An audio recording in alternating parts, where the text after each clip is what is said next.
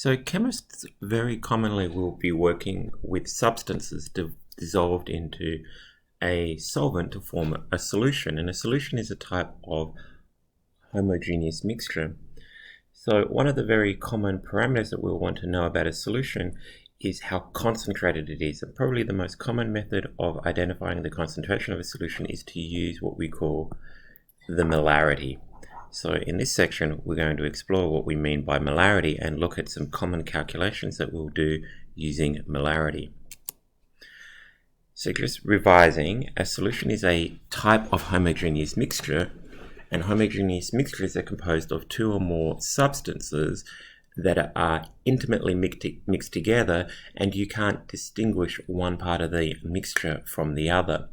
So there's at least two parts in a solution, and one of those parts will be present in a greater amount than all of the other parts, and that part is called the solvent. And then the parts that are present in minor amounts, the minor components, they're referred to as the solutes. If the solvent is water, the solution is described as being an aqueous solution, and will often indicate that a substance is present as an aqueous solution by writing its formula and then following it up with the letters AQ in parentheses. So if you have something like a cup of coffee, the solvent would be water, and then all of the other things in there that are present in smaller amounts, they're referred to as solutes. So this could be something like tannic acid that gives it the nice dark color, and of course, it could be the caffeine that's present, and then maybe you add some things like some kind of sweetener like sucrose or something. Okay, so that's a familiar example. So solutions are of interest to chemists, and in particular aqueous solutions, because almost all of biochemistry takes place in aqueous solution. And you've probably heard people say, where there's water, there's life. And to a large extent, that's true, even in the deepest, darkest ocean, where we have very intense pressures and temperatures. This is at a mid-ocean ridge, which is basically an underwater volcano. It's completely black. The pressure is several hundred atmospheres. The temperature is several hundred degrees Celsius. And yet we find bacteria, what we refer to as, or not actually bacteria, archaea, what we refer to as extremophiles, living quite happily down here in these vents. There's also evidence, if we look at rocks that have been ejected from Mars and have fallen on our planet, people have detected evidence of organisms in those rocks. So, aqueous solutions are very, very important to us. We do a lot of chemistry in aqueous solution, and basically all of biochemistry occurs in aqueous solution. So one of the more important characteristics of a solution is the concentration. So I guess if you think about a solution, there are two things that are, or three big things that are really important. What is the solvent? What are the solutes? And from a chemist's perspective, the next is, what are the concentrations? So if you look at something like hydrogen peroxide in water, 3% hydrogen peroxide, it's got the two components. The solvent is water, the solute is hydrogen peroxide. In both of these solutions, this guy is 3%. You use it to clean wounds, you can gargle it and use it to rinse your mouth out. It even says on here that you can safely gargle or rinse your mouth with it. 35% hydrogen peroxide, which is used in industry as part of food preparation. And if you was to put that into your mouth, you'd get an instant mouthful of blisters. You certainly wouldn't want to swallow it, and rubbing it across a wound would be incredibly painful. So even though these guys have the same solvent, they have the same solute, because the concentrations are very different, they behave very different. So the concentration is really telling you the amount of solute per unit of solution. So the most common concentration used in chemistry is the molarity. And what the molarity is the number of moles of solute you get per liter of solvent. Now it gets a little bit confusing because we commonly will give this two symbols for the units. We'll use an uppercase M to indicate molarity, or if we're doing dimensional analysis, we'll often use moles per liter. So however you want to do it, it's really up to you as long as you have the correct unit label present. I like the moles per liter when I'm doing dimensional analysis because then I can cancel things, and I like to use the uppercase M when I just want to very quickly express that I'm dealing with a molarity. So pretty simple, molarity is just your moles of solute per liter of solution. So here is an example. It says, what is the molarity of a solution formed when half a gram of sodium chloride is dissolved in water to make half a liter of solution? So the first thing that I'm going to do is calculate my moles of solute, which in this case is my moles of sodium chloride. So I've got half a gram of sodium chloride, and I'm going to multiply that by 1 on the molar mass. So 22.99 for the sodium, 35.45 for the chlorine, grams per mole. So my grams cancel out, leaves me with moles. And I've got less than 1 mole, right? Because I'm going to need, nearly 60 grams to make a mole, and I don't have that, so that's good. And then my molarity is just my number of moles divided by the volume in liters. So 8.5 by 10 to the minus 3 moles divided by 0.5 liters, and there's my molarity. It really helps, and I've illustrated it in this example here, when you're showing your work for your quizzes and so forth. If you put a box around your final answer, that helps me identify where that is and grade your work correctly. Of course, if I wanted to, I could have expressed this answer as 1.7 by 10 to the minus 2 and then put an uppercase M there. Okay, so that's one type of problem, calculating the molarity when you dissolve a given mass into a given volume. Often we'll calculate the mass of solute required to prepare a solution with a particular molarity. So this is a good example of this. It says what mass of sodium chloride is required to prepare 100 milliliters of 0.5 moles per liter solution. So this is actually like really not that difficult. So if you recall, molarity is the number of moles on the volume, or we can say that the number of moles is the molarity times by the volume. Okay, that's what I'm showing here. We also know that the number of moles is just equal to your mass on your molar mass, your mass in grams on the molar mass. So what I'm going to do is I'm going to take this guy and I'm going to substitute it for moles in this formula here. So now what we've got is mass in grams on molar mass equals molarity times the volume. So now I can just rearrange and move my molar mass over to the right hand side, and I'm left with an expression for the mass of solute required to prepare a given volume of a given molarity of solution. So what it is this.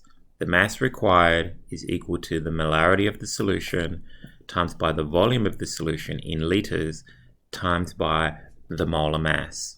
So it's really just multiplying these three numbers together.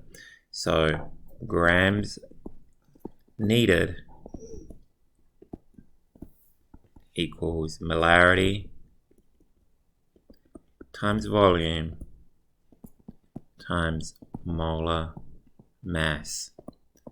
When you give a formula, especially for the first time, you always want to be explaining what your symbols refer to, and that's an important quality of your notes. So remember, you're going to be looking back at these perhaps in a year's time. You want to know what your symbols refer to.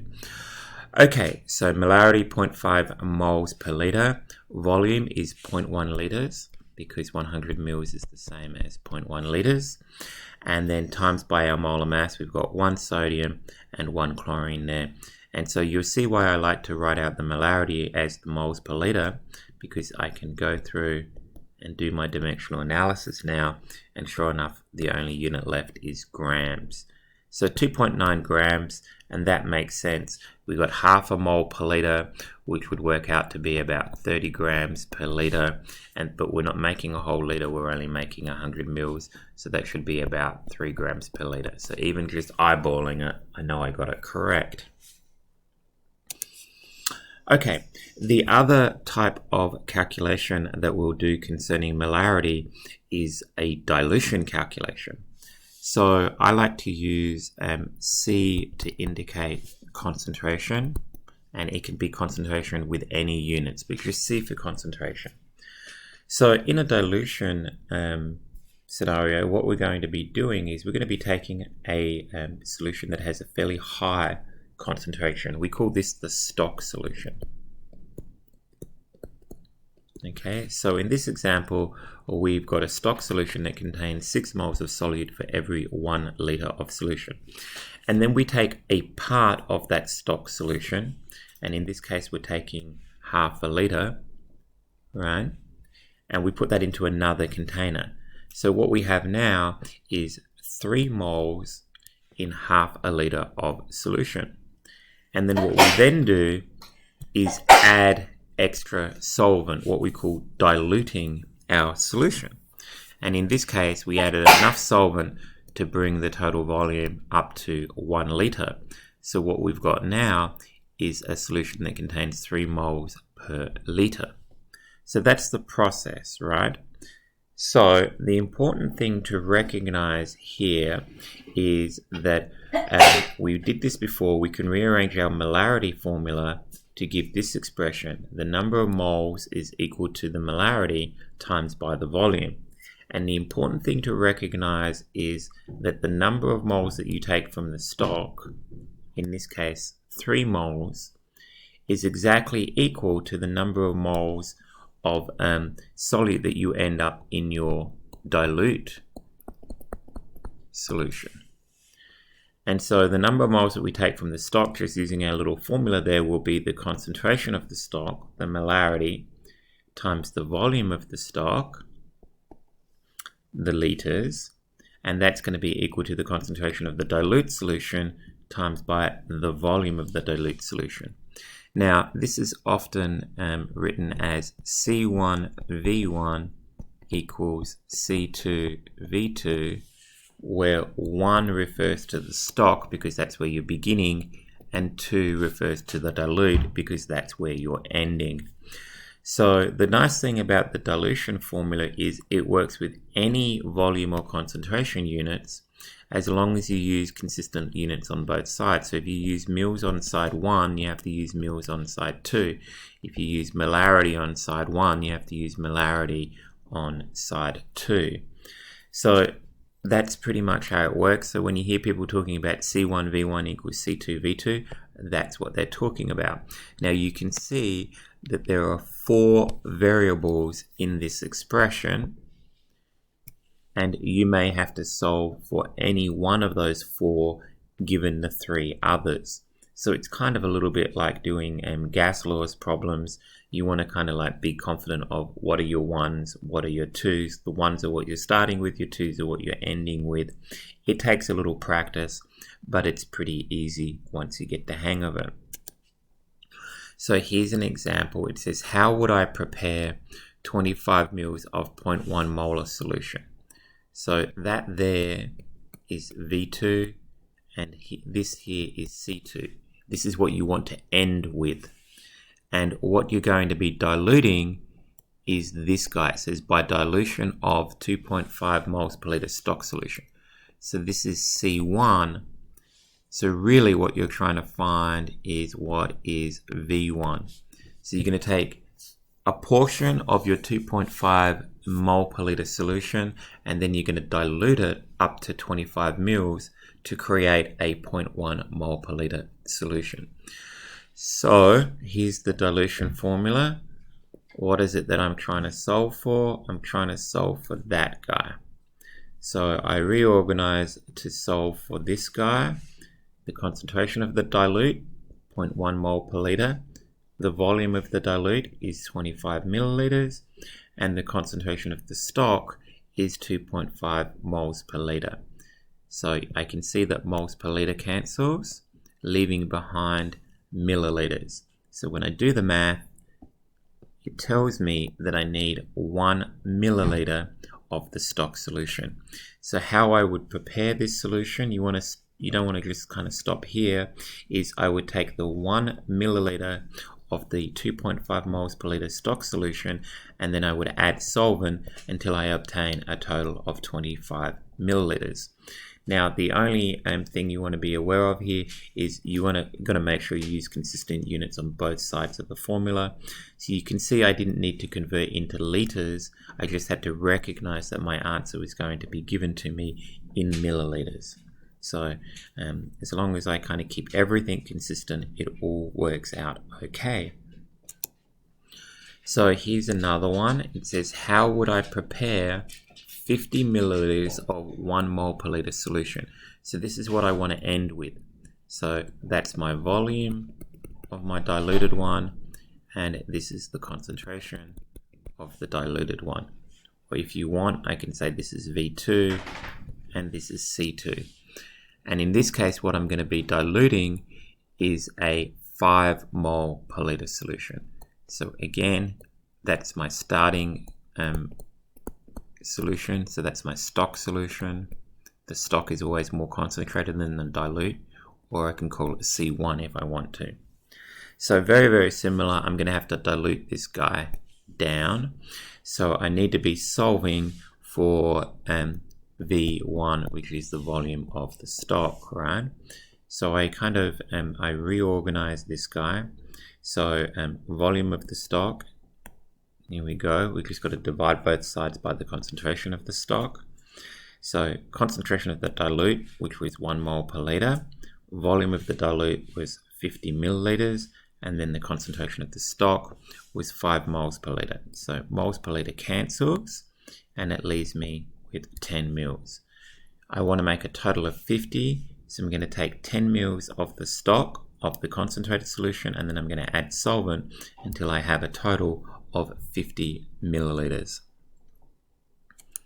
Okay, so that concludes this short little video discussing some common calculations that we will do on the concentration of solutions, which is most commonly in chemistry expressed as molarity.